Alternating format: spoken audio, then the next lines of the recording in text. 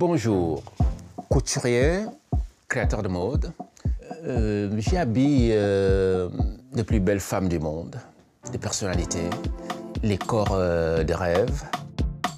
J'étais mannequin, j'ai défilé pour les plus grands créateurs de ce monde. Je veux parler la langue des robes. Le fil, les fils, les aiguilles, les machines à coudre, tous les travaux qui sont faits minutieusement à la main. C'est toute une histoire et des histoires à raconter aussi. Danseur, avec certains grands danseurs de ce monde, comme Patrick Dupont. Moi, je préfère ne pas toujours forcer les choses. Je suis quelqu'un qui s'écoute et qui laisse les choses venir d'elles-mêmes. Je ne cours pas derrière les choses. Je prends le temps que ça prend parce que la vie, c'est le temps. Et le temps, c'est un vrai médicament.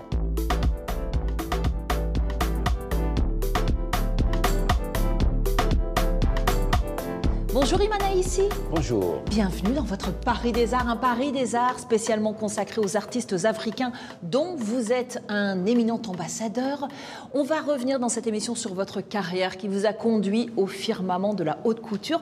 Mais avant, puisque nous sommes ici au musée Mayol, on va s'intéresser à la rétrospective consacrée à Chéri Samba. Ça vous tente? Super. Alors on y va puisque je crois que la commissaire de l'exposition nous attend.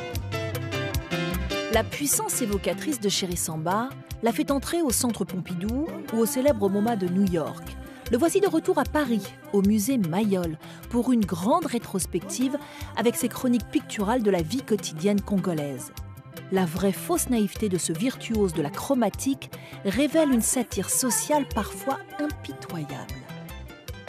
Bonjour Elisabeth, on est ravis d'être là.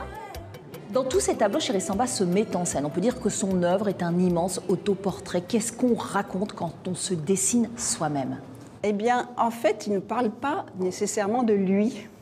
Au fil du temps, il a décidé de se représenter lui-même pour mieux dire que c'est lui qui parle et qui transmet ses messages. Mais ça ne vient pas d'une obsession de sa figure au départ. Ouais, c'est pas une démarche narcissique, vous voulez dire? Non, ça fait partie du procédé pictural. Chéri Samba, il a commencé par dessiner sur le sable, puis dessiner sur des pancartes publicitaires à Kinshasa. Est-ce que vous pouvez retracer un petit peu ses débuts? Il avait un don pour le dessin à l'école, il passionnait de bande dessinée et il réalisait des copies de bande dessinée d'un magazine célèbre qui s'appelait Jeune pour Jeune. Il avait beaucoup de succès à l'école, il revendait ses bandes dessinées et à 16 ans, il quitte l'école, décidé à faire sa vie à Kinshasa. Et au début, il gagne sa vie en tant que peintre d'enseigne, effectivement. Et assez vite, il va ouvrir son atelier en 1975 sur une rue très fréquentée de Kinshasa. Toi aussi, à l'école, on t'a sollicité pour reproduire des manuels? Ce que moi j'ai fait, j'ai commencé par faire plein de dessins sur le sol. Comme je n'avais pas les moyens de m'acheter des papiers ou des crayons ou quoi que ce soit, je prenais les bâtonnets. Et j'ai tracé des trucs sur le sol, ou les scènes quotidiennes, les cortèges de mariage qui passaient le samedi, les femmes très bien vécues, ou les enfants, tout un tas de trucs, ou parfois des animaux même. J'ai dessiné beaucoup sur le sol avant d'entamer sur du papier. Je t'en prie, je t'en prie. Merci.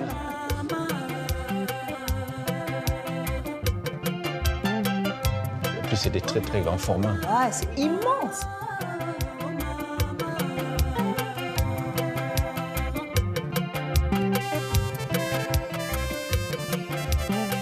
Quelles sont les grandes causes qu'il a envie de défendre?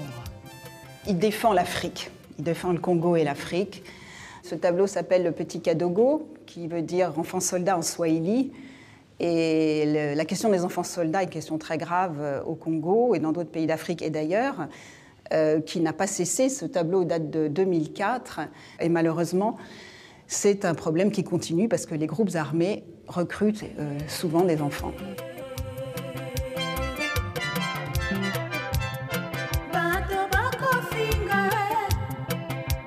Quel avenir pour notre art dans un monde où les artistes vivants sont pour la plupart opprimés? Dans ce triptyque, parce que c'est en fait 3 tableaux, Chéri Samba questionne l'arrivée tardive de l'art africain contemporain dans les musées. Et il questionne aussi de façon provocante pourquoi est-ce qu'il n'y a pas plus d'Africains dans les musées occidentaux? Est-ce que les musées seraient racistes? C'est une provocation. Il ne les traite pas de racistes, mais il évoque quand même le sujet. Concernant les musées, il faut que l'Afrique s'y mette aussi à créer des musées. Il ne faut pas toujours attendre que c'est les autres qui viennent mettre les artistes du continent africain en valeur, parce qu'il y a énormément de talents. Mais comment ces talents-là, si on ne les croit pas, si on ne sait pas les mettre en valeur, si on ne les achète pas, si on n'apprécie pas, il y a un souci quelque part. Donc, il faut rééduquer les gens, il faut revoir certaines choses.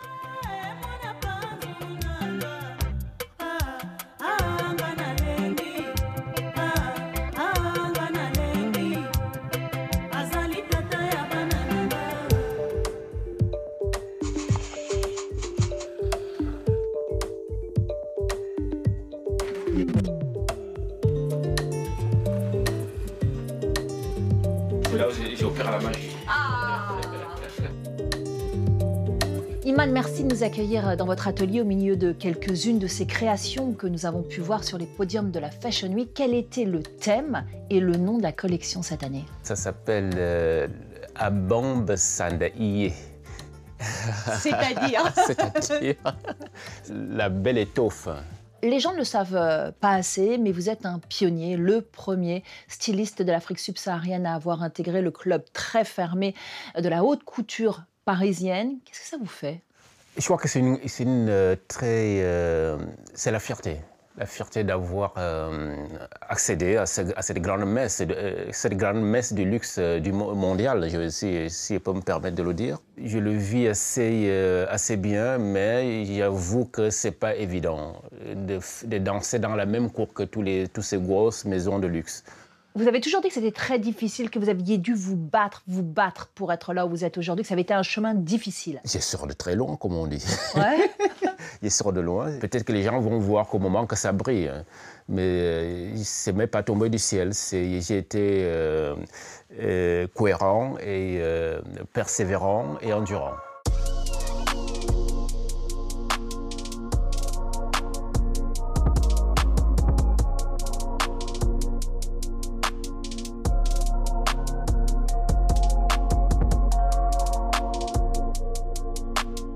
Parce que vous êtes pionnier, est-ce que vous avez cette ambition d'ouvrir une voie pour le luxe africain? Bien sûr, je pense que ce qu'il faut dire, ce qu'il faut retenir, les Africains, ils ont toujours consommé le luxe des autres. Il est temps que l'Afrique puisse concevoir, monter sur leur propre plateforme de luxe et de comprendre comment ça fonctionne pour aller se mélanger à leurs amis du monde. C'est important pour tous les peuples. Oui, et alors vous allez même au-delà, je vous ai déjà entendu dire que consommer le luxe africain pour les Africains, c'est une question de dignité.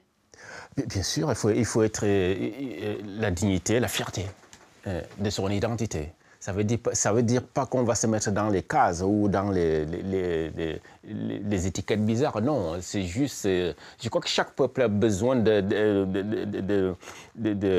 d'avoir sa culture, de mettre sa culture en valeur, de le promouvoir, de le montrer au monde. Et là, on va aussi avoir les amis de l'Afrique qui vont adhérer, les amis de la France qui vont adhérer à la culture française. Moi, j'adore la culture française. Je crois que chaque peuple, chaque pays ou chaque continent a besoin de ça. Le luxe, pour vous, je le sais, passe forcément par l'excellence des matières. Et vous êtes un grand défenseur des savoir-faire parfois méconnus. De quelle manière? Je pense que c'est important de promouvoir tous ces tissus que le monde connaît mal. Comme le baume qui vient du Cameroun, c'est l'écorce d'arbre tapée à l'ancienne, que j'ai fait des fleurs.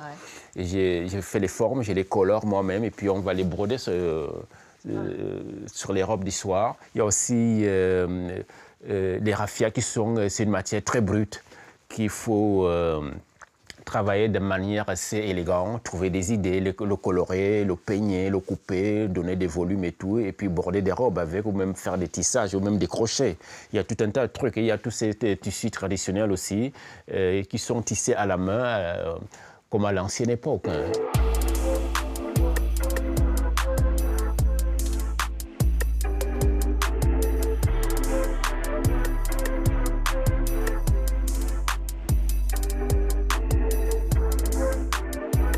Dans votre arbre de famille, juste au-dessus de vous, il y a votre père qui était boxeur, il y a votre maman qui, elle, était Miss Cameroun juste après l'indépendance. Qu'est-ce qu'ils vous ont légué, vos parents?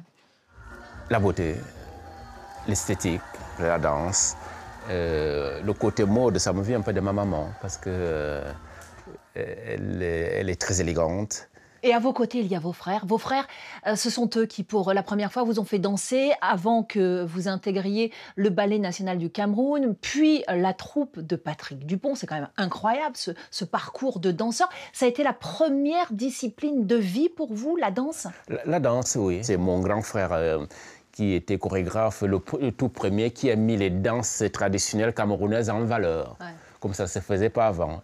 Donc, il s'appelle Aïs Le Duc, qui est devenu très populaire au Cameroun, même dans certains pays en Afrique. Après, il y a eu ma sœur Chantal Aïs, qui est chanteuse et danseuse aussi. Et puis la mode vous a rattrapé d'abord en tant que mannequin. Vous avez défilé pour les plus grands créateurs, Yves Saint Laurent, Dior, Lanvin, Valentino, Givenchy. Là, vous observez beaucoup, vous apprenez. Est-ce que c'est à ce moment-là que vous puisez aussi l'inspiration pour vos propres créations, pour les premières créations? Oui, comme je les appelle toujours, c'est des grands seigneurs de la mode. Et quand on arrive à Paris, on croit qu'on est arrivé, alors que non, il faut tout commencer à zéro. Pour faire mes premiers books, je faisais des heures de ménage et tout. J'ai fini par faire mes premières photos, aller voir les agences. Les agences ne voulaient pas de moi, mais c'est par le biais de quelques amis qui étaient mannequins, qui m'amenaient au bain-douche à l'époque. Je me souviens qu'au bain-douche, j'ai vu Paco Rabanne, j'ai vu Grace Jones, j'ai vu Azedine Alaya, j'ai vu plein de gens. Je ne croyais pas de mes yeux. Alors, est-ce que vous pouvez nous parler de tous ces magnifiques tissus que vous travaillez, que vous aimez confectionner? Vous voulez voir ça? Mais je veux voir ça absolument. Ah oui. Alors ça, je suis en train de le monter. Ah d'accord, ok. C'est quel tissu, ça? Alors, c'est le kente qui vient du Ghana. C'est beau. C'est un tissu traditionnel du Ghana qui est magnifique. Tout est tissé à la main. Et quand ça arrive à Paris, ça arrive des bandes, les rouleaux des bandes. Donc, je les monte, je les place, et je les monte toutes... pièce par pièce, c'est comme un patchwork. Exactement. Et là, c'est Burkina Faso, et ça s'appelle le Faso d'Anfani. D'accord. Donc, c'est un tissage à la main aussi, ça arrive aussi par bande, mais les bandes un peu plus larges que le kente du Ghana. Et là, on a du raffia.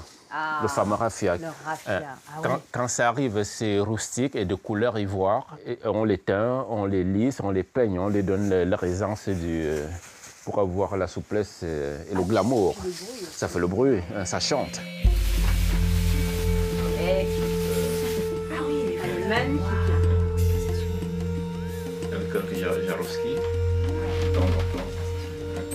C'est très très très beau, belle robe de soirée, magnifique. Le goût est beau.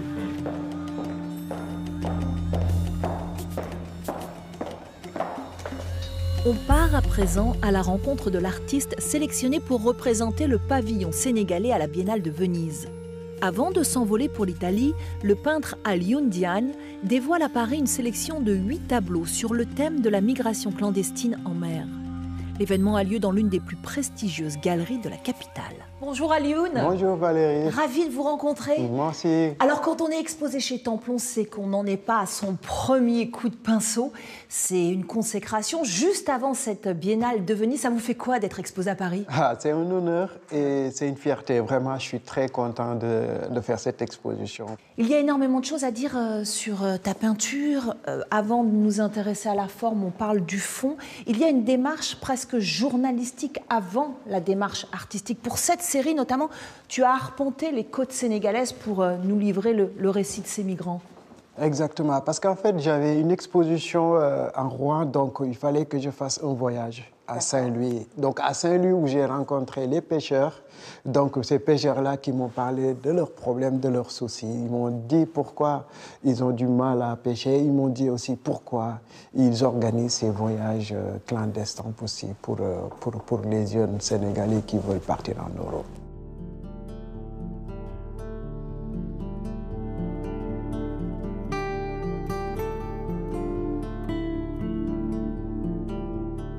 Votre technique, Alioune, elle est très personnelle. Évidemment, ces images, elles sont figuratives, mais pour les créer, vous utilisez des signes abstraits. Parlez-moi de ces signes. Est-ce qu'il s'agit d'un alphabet? Alors, ces signes, en fait, ce sont des signes inconscients. C'est-à-dire? C'est-à-dire que quand je les fais de façon très spontanée. J'ai le pinceau. Dès que j'ai le pinceau, j'utilise la peinture pour sortir ces signes-là. Donc ces signes sont faits de façon très très mécanique et pas très réfléchie. Ce qui fait que ces signes n'ont pas de signification en fait. Chaque personne les interprète comme ils le veulent selon sa propre perception. Donc c'est comme ça que les signes apparaissent. Et c'est pas un peu emprunté à la calligraphie? Inspiré de la calligraphie aussi, parce que mon grand-père paternel était maître coranique et quand il était décédé en 2013, je me suis mis à écrire sans faire exprès sur mes tableaux. Donc, je me suis inspiré de ça pour créer ce style. Donc, comme je ne sais pas écrire l'arabe, donc du coup, j'ai créé ma propre écriture. Et de fur et à mesure qu'on recule, en fait, ces signes se regroupent et donnent une image figurative.